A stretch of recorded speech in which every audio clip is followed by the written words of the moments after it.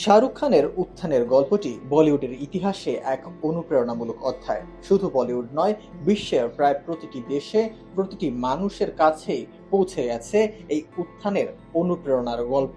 দিল্লির এক মধ্যবিত্ত পরিবার থেকে উঠে আসা এক তরুণ হয়ে উঠল বলিউড বাদশা। বলা হয়ে থাকে, কোনো গডফাদার ছাড়াই তিনি শুধু তার অভিনয় দক্ষতা, ক্যারিশমা ও ব্যবসায়িক দূরদর্শিতার জোরেই বলিউড বাদশাহ বা কিং খানের উপাধি অর্জন করেছেন। শাহরুখ খানের অভিনয় জীবন শুরু হয়েছিল টেলিভিশনের মাধ্যমে।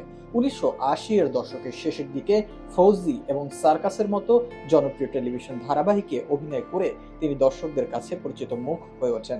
১৯৯২ সালে দিওয়ানা চলচ্চিত্রের মাধ্যমে বলিউডে তার অভিষেক হয়, যা তাকে সেরা নবাগত অভিনেতা ফিল্মফেয়ার পুরস্কার এনে দেয়। তার ক্যারিয়ারের প্রথম দিকে প্রচলিত রোমান্টিক নায়কের পরিবর্তে তিনি খল চরিত্রে অভিনয় করার ঝুঁকি নেন এবং তাতে বেশ সফল হন। প্রতিশোধ পরায়ণ এবং অ্যান্টি হিরোর চরিত্রে অভিনয় করে তিনি বিপুল জনপ্রিয়তা পান। বাজিগার ছবিটি ছিল তার ক্যারিয়ারের একটি টার্নিং পয়েন্ট এবং শ্রেষ্ঠ অভিনেতা ফিল্মফেয়ার পুরস্কার এনে দেয় এটি। এই সিনেমাগুলোতে তিনি একজন মানসিক বিকারগ্রস্ত প্রেমিকের চরিত্রে অভিনয় করেছেন এবং দেখিয়েছেন তিনি কেবল রোমান্টিক নন, যে কোনো চরিত্রে সাবলীল অভিনয় করতে পারেন। ডার এবং আনজাম সিনেমা ছিল তারই প্রতিফলন।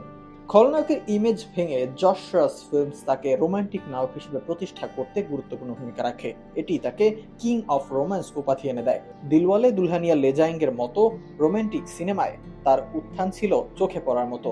আদিত্য চোপড়া পরিচালিত এই ছবিটি বলিউড ইতিহাসের অন্যতম এক মাইল ফলক। এটি তাকে মূলত বলিউডের সুপারস্টার হিসেবে প্রতিষ্ঠিত করে। এরপর একের পর এক সিনেমার মাধ্যমে তিনি দর্শকদের মন জয় করেন। ব্লকবাস্টার ছবিতে কাজ করে নিজের রোমান্টিক ইমেজকে আরও পাকাপোক্ত করেন। এই সময় শাহরুখ শুধুমাত্র রোমান্টিক নায়ক হিসেবে সীমাবদ্ধ না থেকে ভিন্ন ভিন্ন চরিত্রে অভিনয় করে তার দক্ষতার প্রমাণ দিতে থাকেন।